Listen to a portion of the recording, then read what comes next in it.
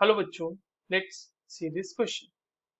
Consider the following compounds. हमारे पास तीन अलग अलग कंपाउंड्स गिवन है।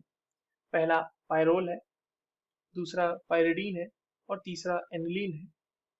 Which of the following statements are correct? Options are one is more basic than two, second option says two is more basic than one and three, third option says three is more basic than two and fourth is say I is first is a strong acid.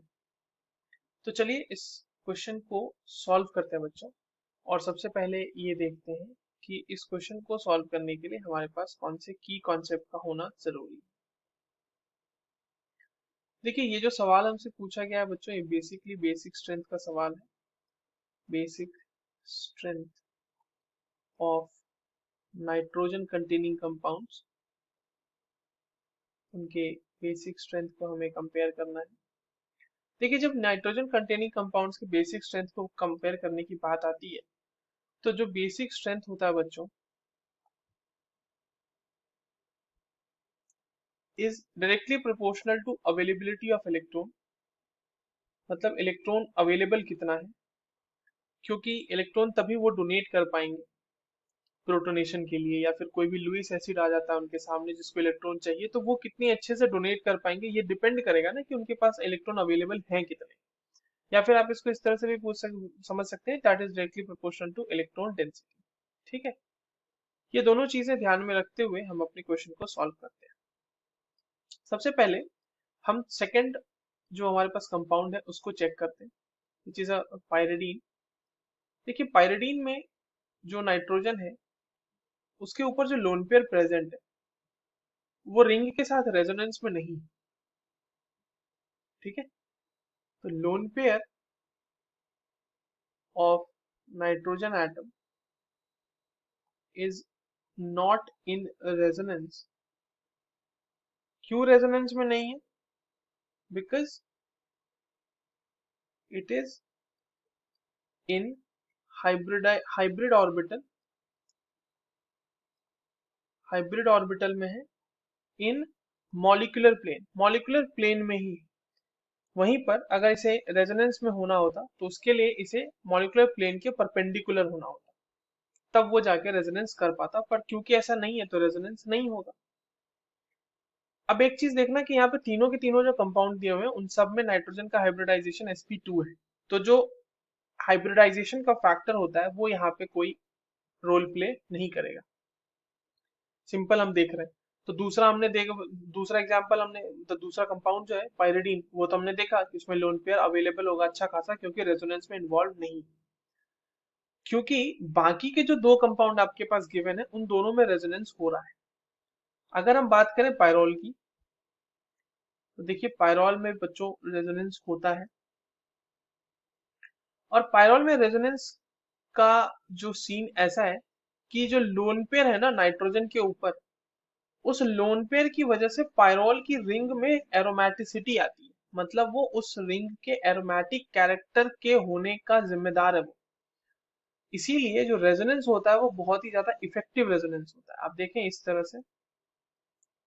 ठीक है, तो pyrrole का मैं draw कर देता हूँ यहाँ पे सारा रेजोनेटिंग स्ट्रक्चर। यहाँ पे पॉजिटिव। और एक बात आप देखो, पायरोल में नोटिस करो कि नाइट्रोजन के ऊपर एक्चुअल में पॉजिटिव चार्ज आ रहा है रेजोनेटिंग स्ट्रक्चर्स में, यानी कि उसके ऊपर जो इलेक्ट्रॉन डेंसिटी है वो काफी कम है। ठीक है, ये इधर चला जाएगा और ये बॉन्ड इधर चला जाएगा, तो ये वाला जो है बॉन्ड नहीं रहेगा इस बार। यहाँ पे डबल बॉन्ड है, यहाँ डबल बॉन्ड, यहाँ नेगेटिव चार्ज, यहाँ पे अभी भी नाइट्रोजन के ऊपर पॉजिटिव चार्ज, और अब ये यहाँ पे, ये इधर,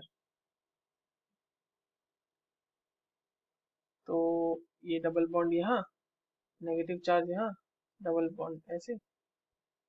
ठीक है, ये ऐसे करके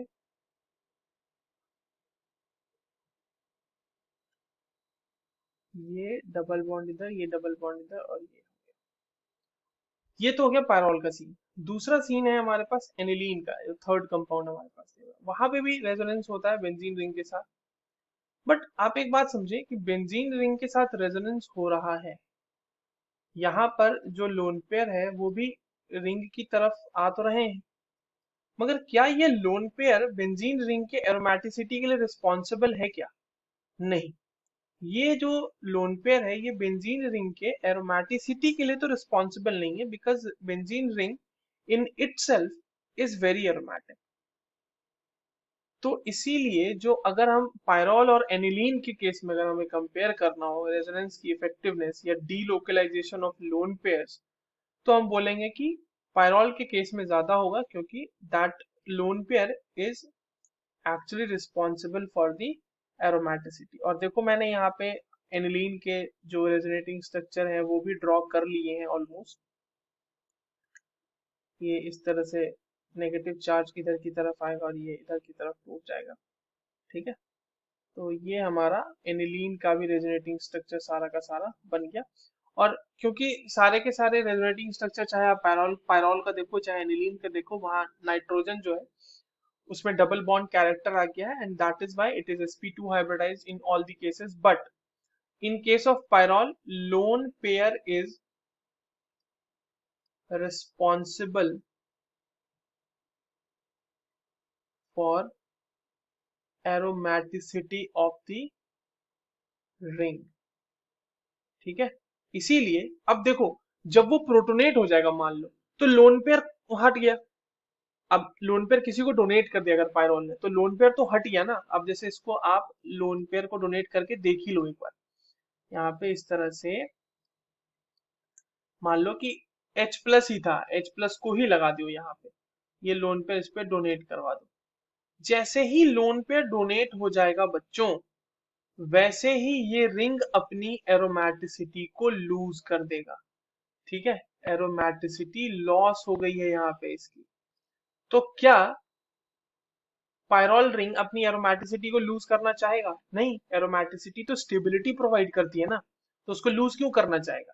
तो इसीलिए अगर एनिलीन और पायरॉल में कंपेयर किया जाए, बल्कि दोनों में जबकि हो रहा है रेजोनेंस, फिर भी एनिलीन और पायरॉल में अगर कंपेयर किया जाए, तो जो बेसिक कैरेक्टर होगा या बेसिक स्ट्रेंथ होगा वो एनिलीन का ज्यादा होगा एज कंपेयर टू पायरॉल। क्योंकि एनिलीन में अगर आप प्रोटोनेशन करा भी दोगे तो उससे बेंजीन की एरोमेटिसिटी पे कोई फर्क नहीं आएगा। ये NH2 ज्यादा से ज्यादा, जैसे मान लो यहाँ पे आपने H प्लस दे दिया, तो ये NH2 ज्यादा से ज्यादा क्या हो जाएगा, पॉजिटिवली चार्ज हो जाएगा, उससे ज्यादा तो कुछ नहीं होगा ना, बेंजीन की एरोमेटिसिटी नहीं टूटी।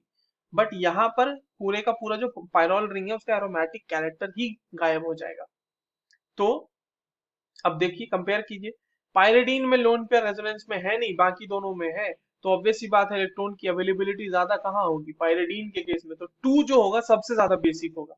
और यही हमारा सेकंड ऑप्शन भी कह रहा है कि 2 is more basic than 1 and 2, तो ये तो करेक्ट है, हमसे करेक्ट स्टेटमेंट ही पूछा है।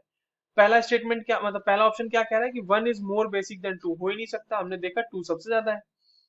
थर्ड स्टेटमेंट क्या कह रहा है कि 3 इज मोर बेसिक देन 2, नहीं ऐसा भी नहीं है, 2 is more sorry 3 is more basic, अच्छा 3 और 2 में कंपेयर किया जा रहा है ना, हाँ, तो 2 इज मोर बेसिक देन 3, ये भी गलत हो गया। और 1 कह रहा है कि स्ट्रॉन्ग एसिड है, स्ट्रॉन्ग एसिड वो तो हो ही नहीं सकता ना, वो तो अपना एरोमेटिक कैरेक्टर लूज करना ही नहीं चाहेगा। ठीक है, स्ट्रॉन्ग एसिड कैसे हो सकता है? स्ट्रॉन्ग एसिड का मतलब जो रेडियली लूज करके ही रहे H प्लस, वो तो H प्लस लूज करके ऐसा रह नहीं सकता। So that is why the fourth option is incorrect. So the correct answer for this question will be option number 2. I hope you understood this well. All the very best.